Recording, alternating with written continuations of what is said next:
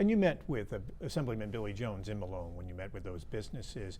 Is there hope that the state leaders and the federal leaders may help get the message across to how much of an impact this is having on border communities?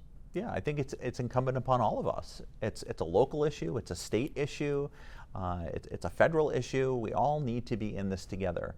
We're calling this the Ambassador of Friendship program for a reason. It's not just the two of us in these roles.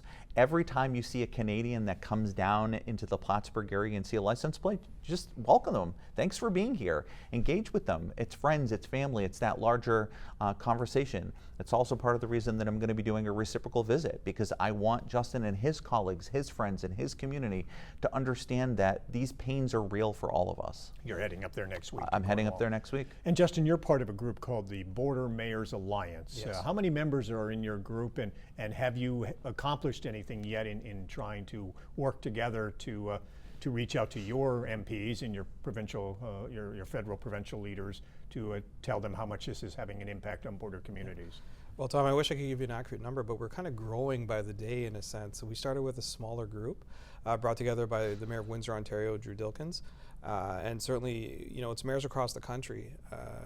Not just mayors right on the border, but mayors of communities that have a direct relationship with the United States, you know, similar to Plattsburgh, where maybe you're an hour removed or so, but at the same time, your economy is directly impacted by that.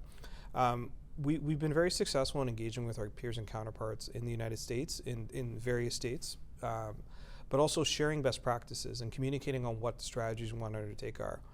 The organization is new, but we've learned really quickly that the dynamics of border communities are very unique to those border communities, whereas a lot of the associations we have in Canada that represent municipalities have a more broader focus and don't necessarily capture what happens in a community that has a border crossing or has a port of entry or those kind of considerations.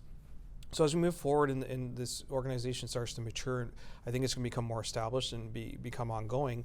You know, we've had conversations about perhaps having American members as well, because we realize that just limiting it to Canada is somewhat restrictive in a sense and maybe singularly focused.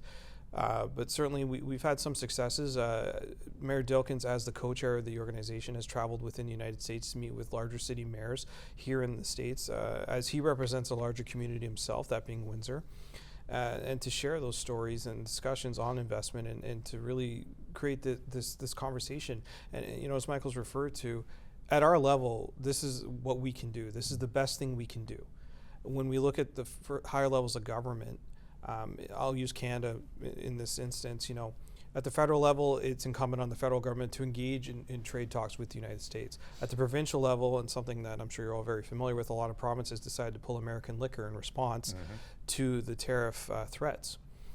At our level, we don't have these kind of authorities or powers. So what do? We decided to take the diplomatic route and to really reinforce that the tariffs and starting a trade war with your greatest trade ally and friend is not a good way forward, and certainly will create headaches on both sides of the borders, and as Michael was saying, affect people at their kitchen table really directly. The pain that will be felt by this will be felt by everyday people on both sides of the border.